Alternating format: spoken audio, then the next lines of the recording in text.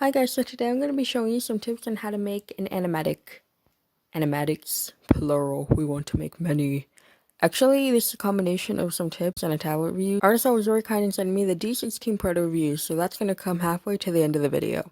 So an animatic is a storyboard that has a soundtrack laid over it, and this is usually used in film and TV production, and is super important for animation.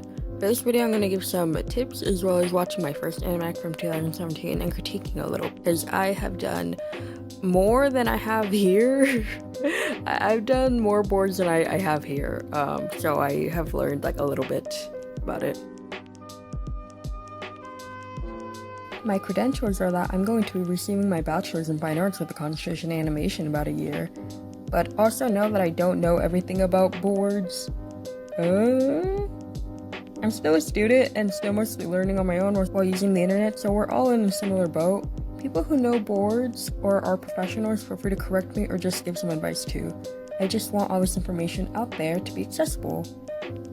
Tip number 1, get a program that makes it easy. Since this video is aimed more at beginners, I'm not going to be talking about professional equipment like Storyboard Pro and Toon Boom Harmony. And I haven't actually used those since Miss Rona took my school's resources. So what I use is Krita. I have no connections to them, but Krita's been super useful. It's a free art program that has animation features to it and lets you do 2D frame-by-frame animation. I use this for boarding since I can change the frames that show per second and just kind of move them around, and add audio tracks to it. Audio tracks to it. And after your boards are done, you can render it as an MP4 file. In my first animatic, I did everything on paper, and it was such a tedious process. Like, I still draw on paper, and it's still really tedious, but before, I used to draw the frames on paper, then scan them, then email to myself to work on a different computer, arrange them inside, email those frames to my sister who had a laptop that had Movie Maker, then arranged on there. It was just 10 steps too many. So if you have Krita, you can just add music and then draw over it. Tip number 2, give yourself a time limit. When I don't have a time limit, I usually don't finish my board since there's no deadline, which stresses me out even more. You don't have to get it done in a weekend depending what you're doing and why you're doing it, but I usually cap it off at around a month and a half if it's like pretty complex, like if you're adding color or a bunch of movement or just making it really snazzy. Month and a half is fine. So after you make a few boards, see how long it takes you and just really ask like what you want to add to them, and then just commit a decent amount of time to work on it. Because if I don't, then I'll sit on a rough board I made in a day, and I'll sit on it for like months. Something to think about when considering time is how clean you draw. Storyboards can be roughly drawn as long as they're readable, so clarity doesn't mean clean line art, but it just matters if the audience can tell what's actually going on, but it doesn't have to be super thin line art like this. Tip number 3, study movie or TV shots if you're stuck on compositions. So this is something I'm still working on in my boards. In my first video, and what I noticed in other animatics on YouTube, is a lack of knowledge of composition in their shots.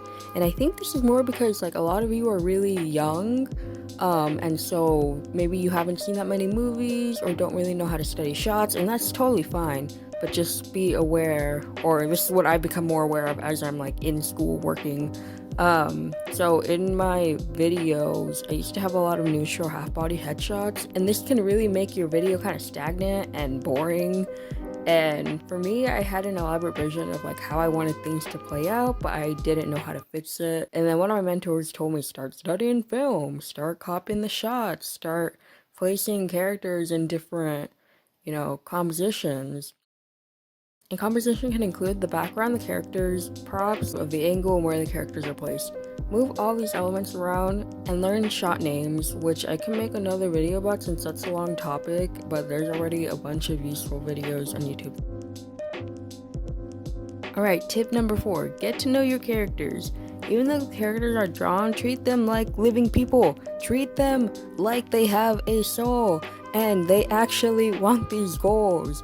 And like I said, a lot of you are younger, and I think that you're just passionate about doing art and you like emotionally feel these characters, so tap into that and treat them with respect. So try to get in your character's shoes and think, what would I do in this situation? How would I feel about this? Draw your own experiences, which might be hard if you don't have that many, but it's a good place to start trying. Tip number 5, look up your own resources. See, maybe because I'm not the best student, but I've been kind of concentrating in storyboard on my own, and my degree is more general. But I don't feel that I've learned that much about the parts at school. So there are many resources online that you really need to jump on, especially if you're younger and want to become a board artist or go into film production. So please start studying them. Even on YouTube, there's playlists full of storyboard advice, how to write characters, cinematography information, and professionals who show their full portfolios that you can find on Instagram. Like people even make animatics on YouTube, and they're actually professionals. And so this is like crazy compared to the 20K. My cat in the background. It's compared to the 20K education, and you can just find a bunch of this information online in supplement to school. So yes, take advantage of that, because I think that people who search for information themselves tend to learn the most. Question mark, that's debatable. Someone debate me on that. So I have one more tip, and of course these are really general, so if anyone wants me to go in depth, I will. I didn't even talk about like animatic technicalities like audio, how to sync it up, ideation and thumbnailing. I skipped so much because I just thought like these general tips were really important, and they have like more subcategories to them. But let's go on ahead and move to step 6, which is where the tablet comes in.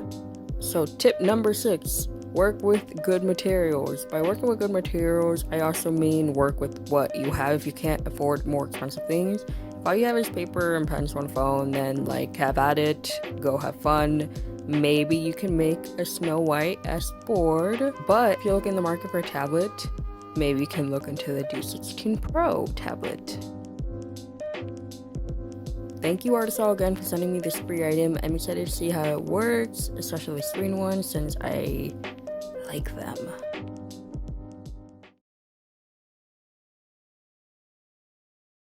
I'm back with another tablet review for the Artisul D16 Pro. I was actually asked twice to review this tablet, which is cool because I can make a different style video for it this time around. Maybe a bit more focused on the video. Maybe a bit more focused on sharing information. What a concept.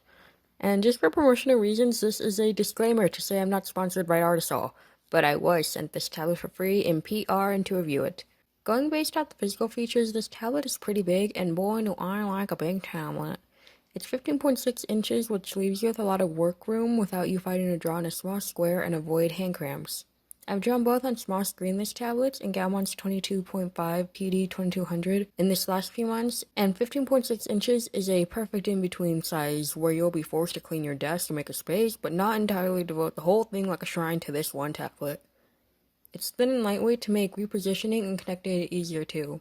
When it comes to size, the price is pretty affordable. Usually the tablet is listed on Amazon at $379, but on the official Artisul website, they're constantly having sales. Currently, they have a $50 off coupon, which brings the tablet to around $329.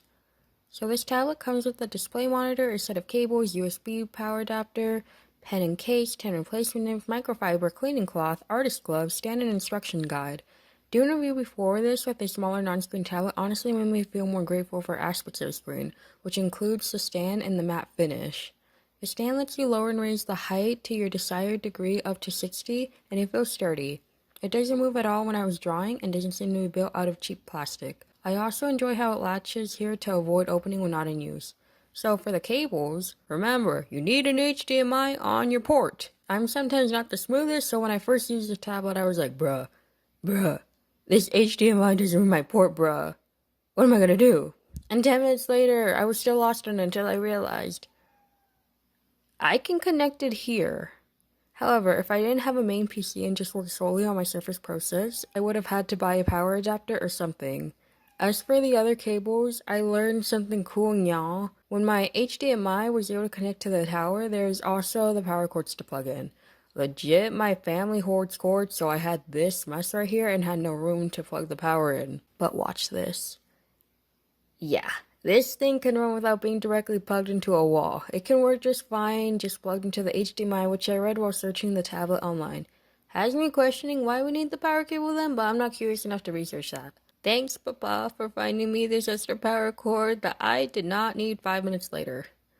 Unless this was an anomaly of nature and I single-handedly powered this tablet myself. Who's to say? Onto the monitor, the screen has a matte finish on it once you remove its screen protector.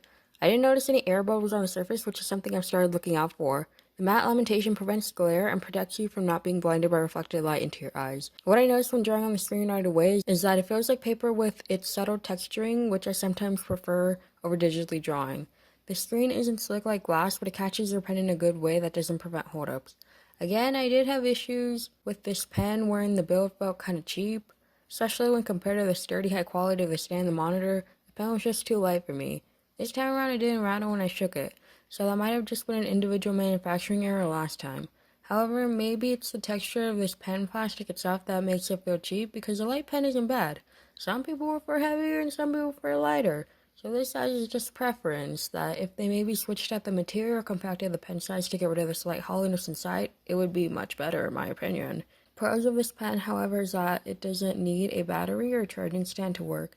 It also has 8,000 levels of pen pressure that gave me good line work that moved my hand pressure. After downloading the driver from Artisul's website, I got into drawing. This time, I also didn't have any problems with jumping into my art. There was no calibration issues, no uninstalling, no reinstalling. I got instant calibration as soon as I set it up. I also made sure to note that there was no lag when drawing, and that stayed there even when my computer heated up more than usual. What I did notice is that when I go to the farthest corner and draw, the actual pen tip and where the line fell weren't 100% precise. I rarely draw in the corners of my screen though, but keep this in mind that your pen nib and line out might not exactly be in the same spot the further you get away from the screen center. The colors on this baby are gorgeous. Again, no editing on color settings on my part to achieve this resemblance because of Artisul's 16.7 million color range. Look at that. Almost exactly like the screen. Almost perfect. I swear I got impressed after my first review, and now I found out that I can adjust colors on different monitors, and I make a show of some of the colors every time, because I didn't know that.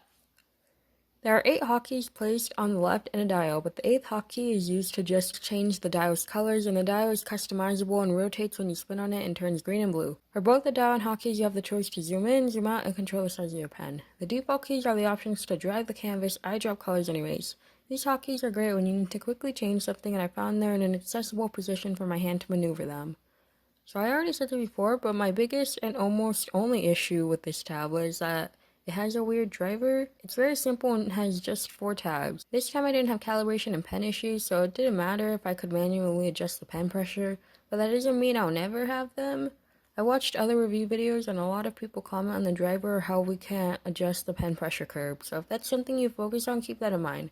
For Artisul, I'd maybe consider adjusting this and fixing that if many people are reviewing that. Alright, so final rating will be similar to my last video, but I had less issues this time, so we'll go slightly up.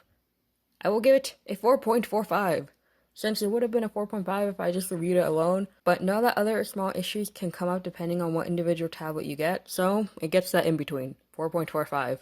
Overall, in the month that I used this tablet, it was really reliable. It worked how I expected it to, and I grew to enjoy the size more than I did in the beginning even. It's a great tablet for students who want size plus cost efficiencies. Thank you Artisul for sending me this tablet and all the patience you've shown. And thank you all for watching. Also, yeah, I did the speed paint because Get Down is coming up. I'm just trying to figure it out. Stay safe.